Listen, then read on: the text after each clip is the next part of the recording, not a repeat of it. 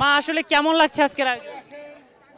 অনেক ভালো লাগছে, আমার তো সাংঘাতিক ভালো লাগছে।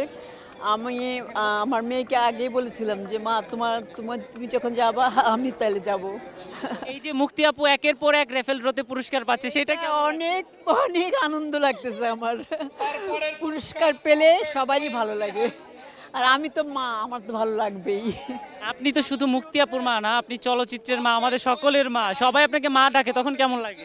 অনেক, বুকটা আমার গর্বে ভরে যায়। অনেক ভালো লাগে আমার, আসলে তো আমি সবার মা। মা আপনাকে তো আসলে আমরা এখন কোনো আয়োজনে সেভাবে দেখি না, বা আপনি আসলে বাসা থেকে ঠিক সেভাবে বের হন না। তো এই যে ঢাকা থেকে এতটা দূরে, তারপরেও আসলে আপনার কেন আগ্রহ হলো যে আজকে আপনি এখানে আসবেন, আমাদের সঙ্গে দেখা করবেন? এটা তো বাদশাহের পুরস্কার শুনে তখন আমার ভালো লাগছে যে আমার যাওয়া উচিত ওখানে। আর আমার কথা ওনারা আগেই বলেছে আমার মেয়েকে, তখন আমি যে অবশ্যই আমি যাব। আমার খুব ভালো লাগছে, এখানে এসে ভালো লাগতেছে আরো। মা আপনার কাছে আমি আর একটা বিষয় একটু জানতে চাই, যেটা হচ্ছে যে আমরা তো একটা পরিবার দিবস পালন করছি। আসলে পরিবারের বন্ধনটা কেমন হওয়া উচিত? পরিবারের বন্ধনটা একদম, একটা পরিবার যে মানে কারো দুঃখে কারো সুখে মানে সব বিষয়ে এগিয়ে যাওয়া উচিত, ওইটাই তো পরিবার, এটাই একটা পরিবার। তো, আমাদের আমরা শুনুন আরেকটা পাইছো নাকি, এটা কও তাহলে ঠিক আছে। আচ্ছা বলেন। এটা কই আয়রনটা কেমন লাগছে? আবার জি গায়। মুক্তি আপু তো অনেকগুলো পুরস্কার পেয়ে গেছে অলরেডি। তো আমাদের আরো যেগুলো প্রথম, দ্বিতীয়, তৃতীয় পুরস্কারগুলো আছে, আপনি কি আশা রাখছেন যে সেগুলো পাবে? আশা রাখি আমি মা, সবাই আমাকে মা হিসেবে দেখে, আমি চাই সবাই ভাগাভাগি করে নিক।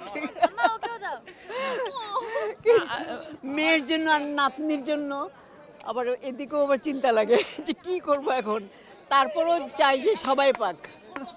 আচ্ছা, আপনি যেহেতু আমাদের গুণীজন, আমাদের জন্য যদি আপনাদের কোনো দোয়া বা আপনার কোনো বার্তা আমাদের জন্য থেকে থাকে। বার্তা বার্তা বলতে আমি এটাই বলবো যে পরিশ্রম করে, নিজে পরিশ্রম করে এগিয়ে যাব, বাস এটাই আমার বার্তা। আর কাউকে কষ্ট দেব না, কাউকে কষ্ট দেওয়া উচিত না। তাকে যেভাবেই হোক, যতটুকু পারি মানে তাকে তার সঙ্গ দেওয়া উচিত। আজকে তো দীর্ঘদিন পর এরকম একটা জায়গায় এত মানুষের সঙ্গে আপনি মাঝখানে বসে আছেন। তো এই মুহূর্তে ঠিক এখানে বসে কি আপনার পুরনো দিনের কথাগুলো মনে পড়ছে? আমার পুরনো দিনের কথা সব সময় মনে পড়ে। তারপরেও আমি অত মানে আমি তো একদিকে হলো আমি অসুস্থ, আমাকে বেশি চিন্তা করতে বারণ করে ডাক্তার। হ্যাঁ, তারপরেও বলবো আমি যে আমি সবাইকে নিয়েই চিন্তা থাকে আমার। আর আমার এখন আমি করি কি যে যখন আমি সময় পাই আমি সবার জন্য দোয়া করতে বসি, এটাই আমার কাজ এখন।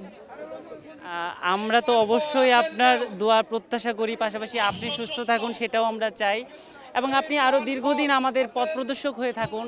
এমনটা কিন্তু আমরা প্রত্যেকে, আমরা যারা বিনোদন সাংবাদিক আছি বা যারা আমরা চলচ্চিত্র সাংবাদিক আছি বা বাচুচাষ পরিবার, আমরা যারা বাচুচাষের সদস্য, আমরা সবসময় চাই যে আসলে আপনি ভালো থাকুন। যেহেতু নতুন বছর আসছে, আপনি যদি আপনার দর্শক এবং যারা আসলে এই প্রজন্মের, তাদের উদ্দেশ্যে কিছু বলতে চান। আমি দোয়া করি আল্লাহ যেন তাদেরকে ভালো রাখেন, সুস্থ রাখেন, শান্তিতে থাকেন তারা, আমি এই দোয়া করি, এটাই আমার দোয়া। আমি সব সময় যখন বাসায় থাকি, আমি যখন শুতে যাই, যখন নামাজ পড়ি, যখন আমি মানে মনে হয় আমার যে এখন আল্লাহর কাছে কিছু চাবো আমি, তখন আমি সবার জন্যই দোয়া করি। অসংখ্য ধন্যবাদ। আমরা চাই আপনি সবসময় ভালো থাকুন এবং দীর্ঘদিনে আসলে আমাদের মাঝে থাকুন। আপনাকে অসংখ্য ধন্যবাদ। আপনাকেও অনেক ধন্যবাদ যে আপনি আমাকে কষ্ট করে এত সময় দিয়েছেন।